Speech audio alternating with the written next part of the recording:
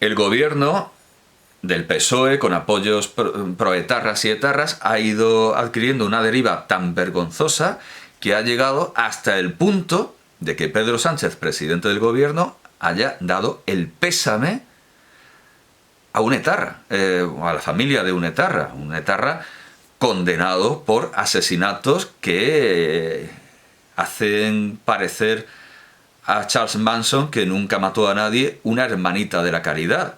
Porque todo el mundo habla de Charles Manson como un asesino en serie. No, asesinos en serie son los etarras, que pueden tener perfectamente 30 asesinatos, son asesinos en serie, 30 asesinatos, y cuando llegan a sus pueblos les hacen un aurrescu, les hacen una fiesta.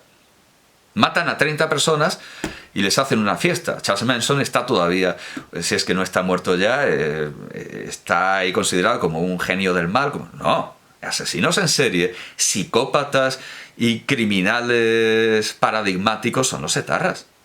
Que Ted Bundy, ¿no? Artapalo, de Juana Chaos, Diente Puto, todos esos son los verdaderos serial killers. Esos son los verdaderos asesinos en serie. Si Charles Manson es que no mató a nadie, indujo al asesinato, pues podríamos comparar perfectamente a Charles Manson con Otegi, y Otegi es un hombre de paz al que se compara con Mandela. Claro, Mandela fue terrorista en su tiempo y estuvo ahí detrás del asesinato de niños, pero luego evidentemente no defendió aquella vía. No convierte eso a Mandela en el héroe que se pretende presentar, y que yo desde luego me niego a que mi instituto haya nunca un mural o nada dedicado a Mandela, porque el paso siguiente es Otegi. El paso siguiente a Mandela, terrorista reconvertido en hombre de paz, es Otegi. Y por ahí no paso. Por ahí desde luego no paso. Bueno, pues me he quedado leyendo la parte... Sí, lo de basta ya. Bueno, el centro se ha hundido, eso lo sabemos, porque el centro se convirtió simplemente en una bisagra que no tenía ideología clara, y el centro no. Pero bueno, Sabater lo intentó. Naturalmente, yo entiendo que Sabater nunca tuvo ilusiones políticas. Un pesimista choranesco sabía que aquello tenía muy pocas posibilidades de salir bien, pero como había alguna posibilidad, lo intentó, y eso desde luego honra a Sabater, haber intentado un centro político que básicamente eran socialistas a los que no les gustaba ETA. A diferencia de todos los demás socialistas, que ahora parece que están entusiasmados con los hombres de paz, con los aurrescus a los asesinos en serie y toda esta parafernalia. Y encima, decir esto, ahora se considera fascista. Bueno, pues bienvenido el fascista Sabater a mi biblioteca. Aquí, desde luego, nos importa muy poco lo que diga el vulgo, lo que digan intelectuales, pues como estos que salen en Twitter, que cada vez son más, he dicho, claro. Que por cierto, en todos ellos se da una asombrosa servidumbre voluntaria. Porque muchos de ellos, desde luego, no sobrevivirían en un régimen como los que predican o como los que postulan. Y claro, esto desde luego los intelectuales contemporáneos... Bueno, ¿qué tenemos? De entrada, bueno, por supuesto podríamos empezar por mi querido Ernesto Castro, que yo le he dicho muchas veces, le he afeado en sus comienzos el que repitiera consignas absurdas como esa de vosotros, fascistas, sois los terroristas, y que me parecía completamente indigno. Es que me parece absolutamente indigno de todo intelectual en un sentido que no pueda cogerse con pinzas y desde lejos. Un intelectual que se entienda como pensador, como creador, no como intelectual orgánico, beneficiario del fondo de reptiles. Quizás no deberíamos usar la palabra intelectual, usemos pensador. Me parece absolutamente impropio de un verdadero pensador repetir consignas. Ya sea vosotros fascistas o los terroristas, el mapa no es el territorio, hay que pensar contra alguien, Gloria en Verjoya. Y mientras paseamos un palo de escoba que tenemos metido en el culo. No, un intelectual, un pensador, no puede repetir consignas de ningún tipo. Pero bueno, Ernesto Castro es un mal menor, repite muchas consignas. pero poco a poco se está, yo diría, sabaterizando, cada vez se le da más igual todo y hace muy bien. ¿Qué intelectuales así que me viene a la cabeza? Estoy pensando en una amiga de Ernesto Castro que es transexual, por lo tanto tiene un nombre que no es el original, pero no sé si el apellido es un seudónimo, no sé si se llama realmente Duval. Bueno, Elizabeth Duval, que es una intelectual o pensadora, es una estudiante. Vamos a empezar por ahí. Es una estudiante, como Chernyshkov, como Ronald Chernyshkov, cuando iba a la televisión, como ella, si es que esto es una reedición de la decadente Alemania de antes y un poco después de la caída del muro de Berlín. Es una estudiante, pero ¿qué broma es esta? A lo mejor tiene 18 años, como Chernyshkov cuando escribió su primera novela. Nos estamos tomando en serio a una estudiante yo qué sé, de primero de carrera, que repite consignas como hacía desde luego, sin duda alguna, Ernesto Castro antes y cada vez menos, y se la lleva a la televisión nacional a escucharla como si dijera cosas serias, y por supuesto también repite no ya consignas, sino sí, consignas, pero consignas que eran paródicas y ridículas desde su origen, como eso de la guillotina en la Puerta del Sol de Valle Inclán. Bueno, pues ella dice que a los youtubers que para no tributar en España se van a Andorra habría que guillotinarlos. Y luego se le dice que eso es una estupidez y ella lo mantiene y lo sostiene y se graba escuchando, haciendo así, como esta gente que hay en los mítines con los brazos cruzados, como en el sketch, como en el número de Mr. Hilter de los Monty Python, que sale ahí Mr. Hilter con una T y una L cambiada para presentarse a las elecciones en el Reino Unido, para presentarse a las elecciones de un borough en el Reino Unido, y sale ahí detrás von Ribbentrop haciendo... No sé, no es propiamente de von Ribbentrop, tiene una letra cambiada. Bueno, pues en esto han quedado los intelectuales, en cruzar los brazos como von Ribbentrop en el número de los Monty Python de Mr. Hilter y hacer...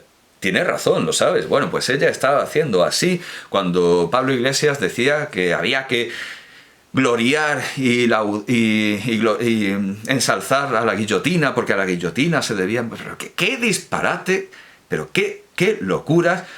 Y llamaba imbéciles a todos los... Es que no entendéis. Todo eso es algo muy propio de esta caterva de intelectuales. También hay otro que se parece mucho a Chernyshkov, que también es amigo de Ernesto Castro.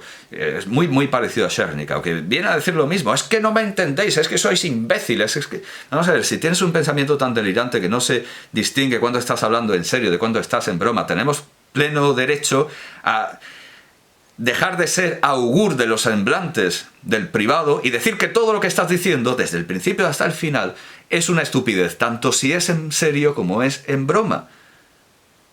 Luego eso ha tenido consecuencias penales, porque claro, la simulación de delito es un delito. Es cierto que la justicia ha abusado, pero también es verdad que se lo tenían buscado, riéndose del público diciendo, no, cuando yo digo una estupidez es que no lo entiendes, es broma. Cuando digo algo que me parece brillante, entonces sí lo decía en serio. Bueno, toda esta intelectualidad, desde luego, lo que va buscando es la servidumbre voluntaria.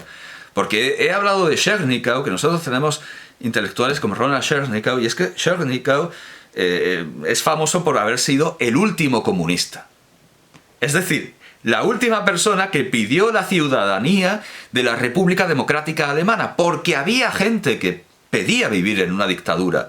Y hay gente a día de hoy que pide, hay exiliados cubanos que piden volver a Cuba, y lo más estrafalario imaginable, hay refugiados norcoreanos que piden volver a la República Democrática de Corea. Sobre todo los que se han escapado por China, y desde luego en China no se encuentra ningún paraíso socialista frente al paraíso Juche, ningún paraíso comunista frente al paraíso Juche. Van a la embajada o a los consulados de Corea del Norte y allí les escupen, los insultan, los torturan hasta que ven que no son espías, y entonces incluso pueden volver a Corea del Norte y ser exhibidos allí como una demostración de que el capitalismo no funciona, bueno, o el capitalismo de mercado, el socialismo de mercado, un país dos vías, lo que tengan montado en China. Hay gente que pide la servidumbre voluntaria. Hay ciudadanos de países libres que quieren ser súbditos de un régimen totalitario. Claro, naturalmente, no veamos esto como algo plenamente absurdo. Hay razones, es decir, nosotros vemos, por ejemplo, a una figura muy popular que es Alejandro Cao de Venós, que es un burgués. A él, por supuesto, le gustaría ser un aristócrata porque tiene un complejo de inferioridad compensado con un transmutado en un delirio de grandeza, en un complejo de superioridad. Le encanta esta parafernalia de los uniformes, le encantaría ser noble, por supuesto, presume de ser un aristócrata. ¿Por qué? Porque está loco con Corea del Norte. Bueno, pues evidentemente por dinero. Es un negocio. Pero también por las chapitas y todo esto. Y sobre todo porque no vive en Corea del Norte y compensa su complejo de inferioridad. Pues es un señor obeso y no demasiado atractivo, pues mandando a gente a campos de reeducación y a que los torturen. Y él presume en entrevistas de haber mandado a norcoreanos a la tortura de los campos de reeducación. Que nadie lo tome, desde luego, como un payaso. Es lo que decía Sábato de Hitler, que muchas veces el mal obra en la forma de figuras ridículas, en figuras de payasos. No es un payaso. De hecho, hace poco leía un artículo que, claro, lo tengo aquí, Cao de Venós.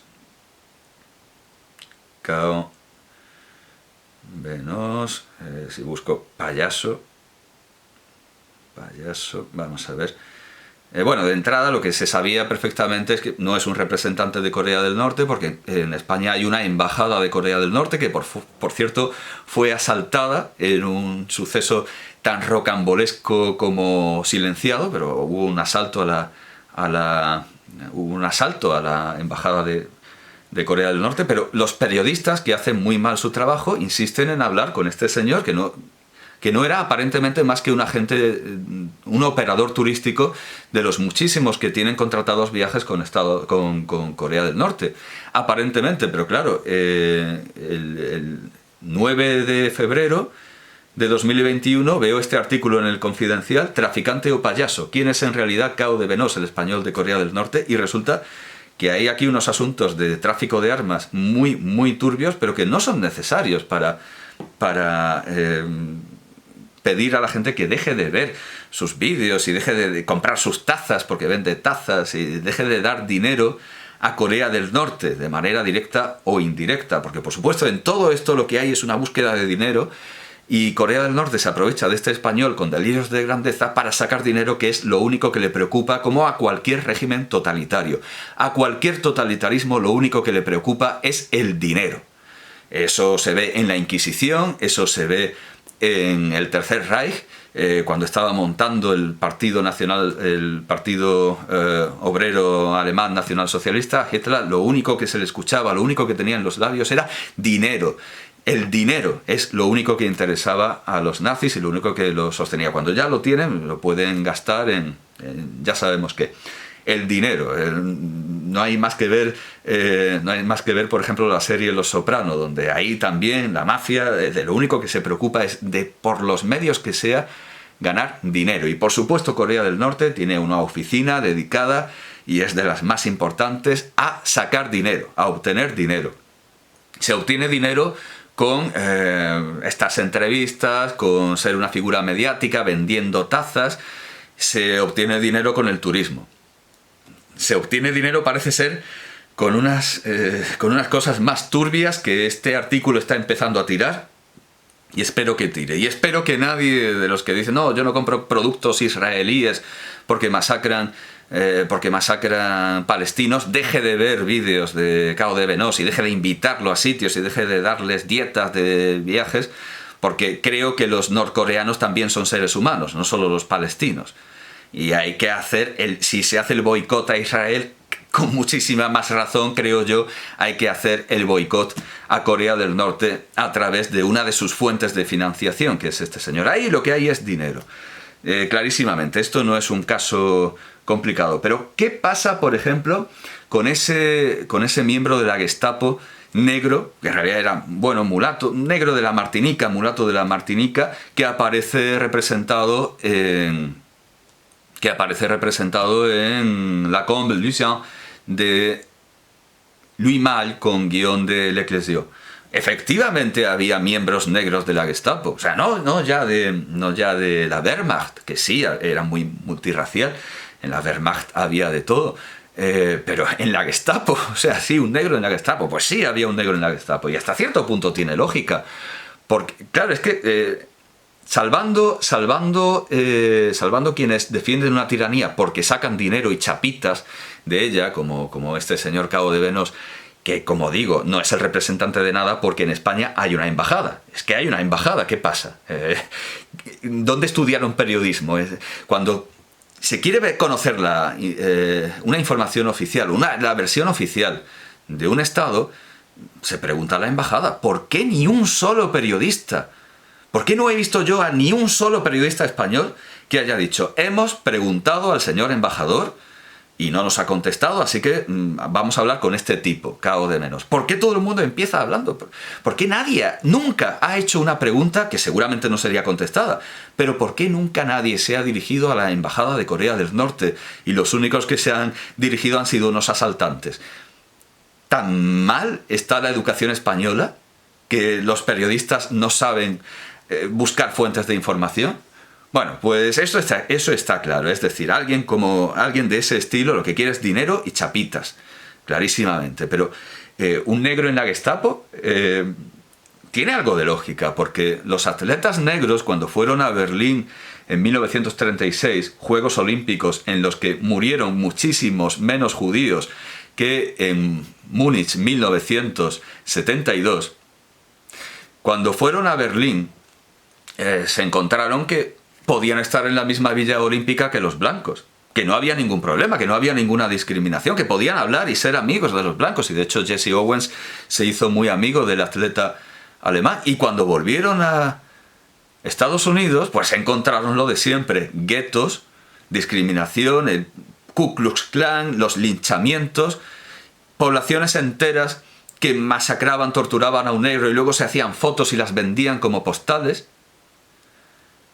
Estaban mejor con los nazis, evidentemente. Y este negro o mulato venía de la Martinica, pero desde luego se encontraba mejor con la Gestapo que se hubiera encontrado en Alabama en los mismos años.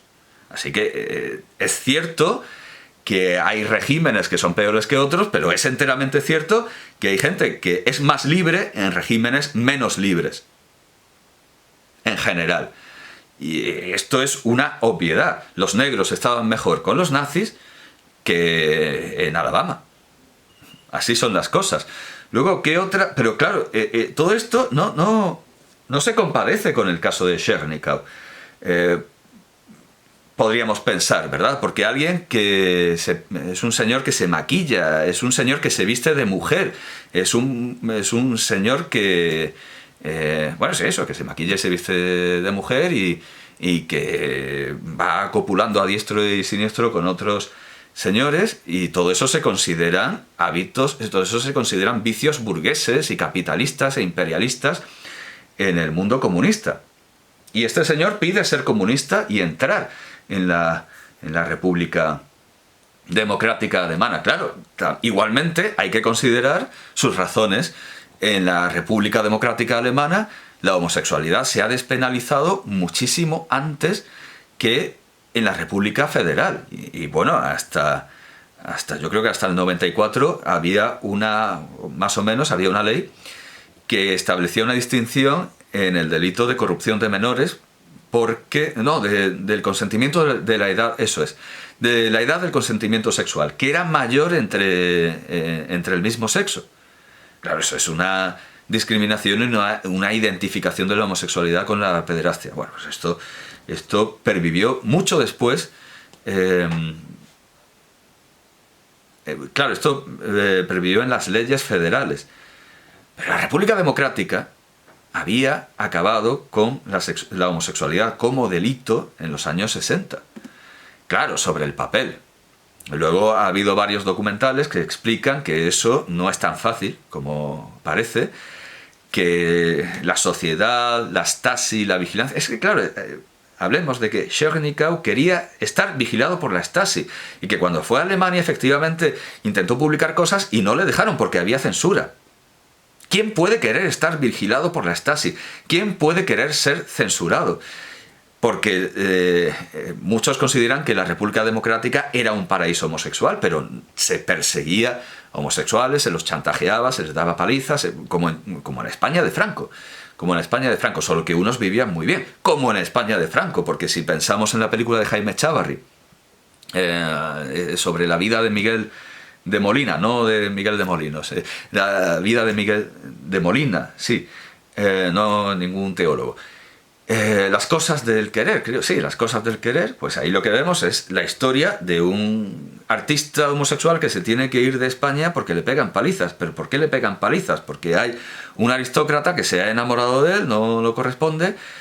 Pues para este aristócrata, la España de Franco sí era un paraíso homosexual, porque hacía lo que le daba la gana y encima podía mandar unos esbirros para que le pegaran una paliza a un artista que no se quería acostar con él. Para él, la España de Franco era un paraíso homosexual. Para muchos comunistas fieles, por supuesto que la República Democrática Alemana era un paraíso homosexual, y también Cuba, y también la República Checa, Checoslovaquia.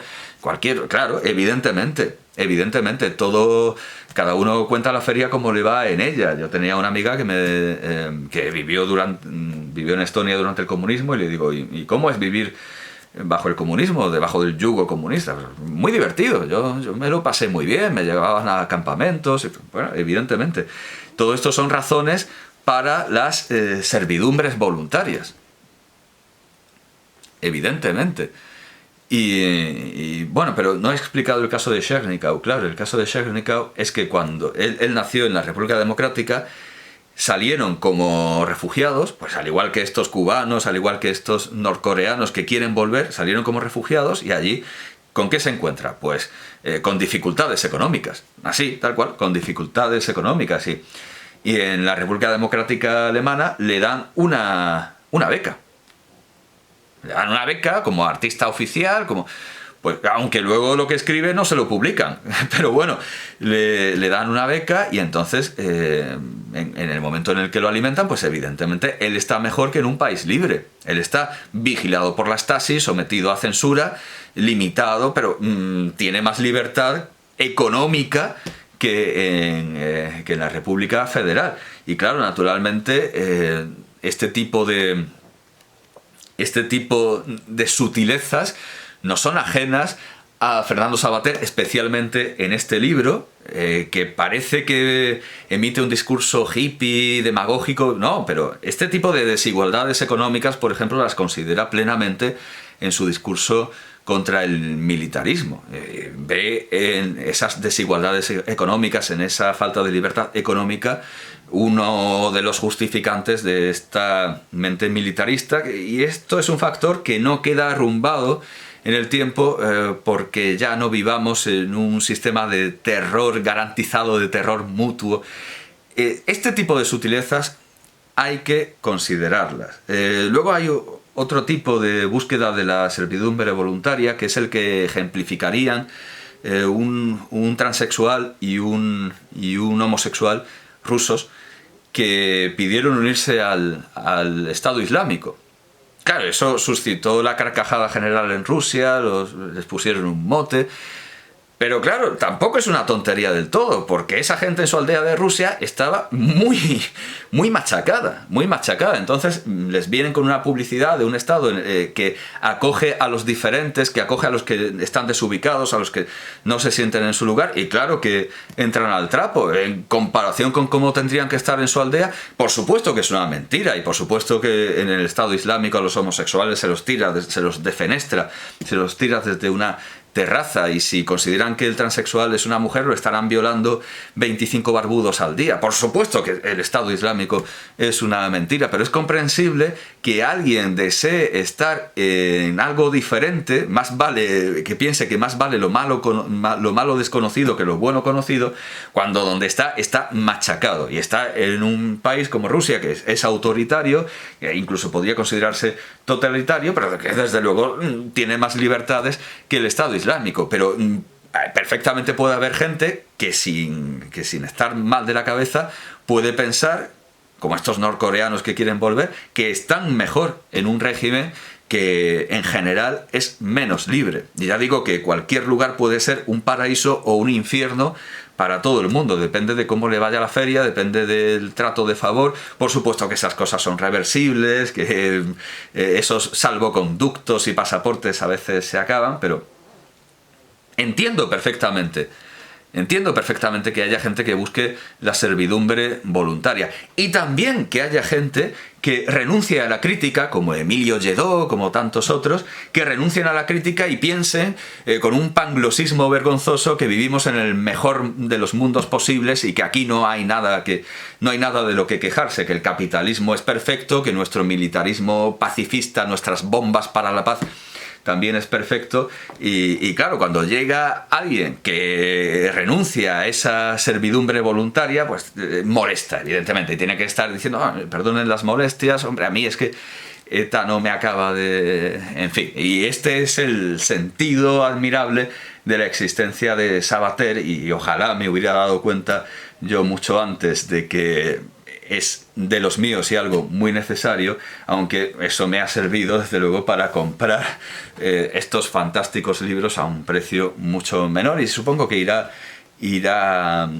desde luego en caída libre el precio, porque lo que dice es muy molesto y no se compadece en absoluto con lo que impera hoy día y lo que ha imperado en general, cuando el pensamiento libre desde luego es un milagro. Es un milagro que Savater haya tenido el éxito que ha tenido, y desde luego no ha sido por ser un enchufado ni un lacayo del poder, sino porque su discurso temporalmente coincidía con lo que quería el poder, pero ya evidentemente no. No he terminado de leer los títulos. Del final de la tregua basta ya, la terremoto, inmovilismo, stock options para ETA, Serie Star, de izquierda Cuca, las concesiones, la raza maldita, esperando a Hatami, menuda estafa también Hatami, el iranismo iranista de Hatami. ¿Qué proponemos? El problema político, el bueno, el malo y las víctimas, filmar la política, nacionalismo recreativo, el culo del Lehendakari, la crispación, indecencias, viva el diálogo, salvar el pellejo, el puente de Uriz, no de León Uriz, sino de Uriz, de Uriz en español, con Z, de alardes y manifestaciones, perdonen las molestias, de héroes y monstruos, los 23.000, agradecimiento por el premio Gregorio Ordóñez, algún honor desde luego le siguen concediendo, el cóctel infernal, una librería comprometida, desobediencia civil y obediencia militar, adiós a Ernest Lluch, y alocución de Estrasburgo, y una despedida. Despido la presentación con el propio Fernando Savater, dejo que él mismo se despida en esta autobiografía razonada, claro, razonada como no podía ser de otra manera. Fernando Savater, mira por dónde.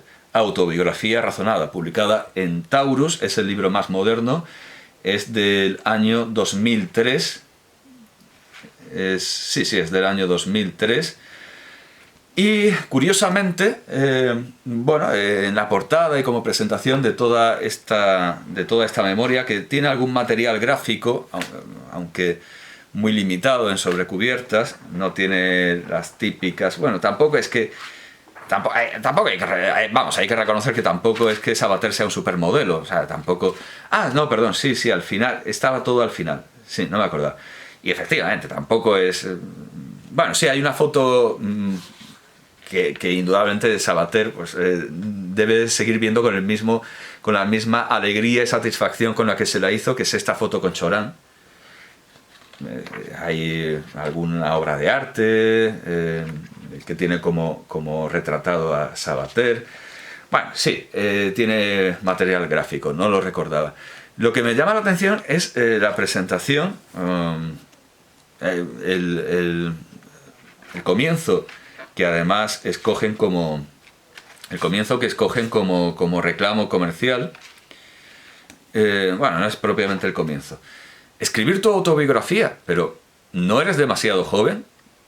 Fernando Savater reconoce que le encanta este reproche, pues significa que todavía le queda algo para lo que no es demasiado mayor. Pero es que no es cuestión de juventud. Estamos viendo que estudiantes de 18 años, no ahora, sino también en la Alemania de antes de la caída del muro de Berlín, son tomados como grandes autoridades y escriben sus autobiografías y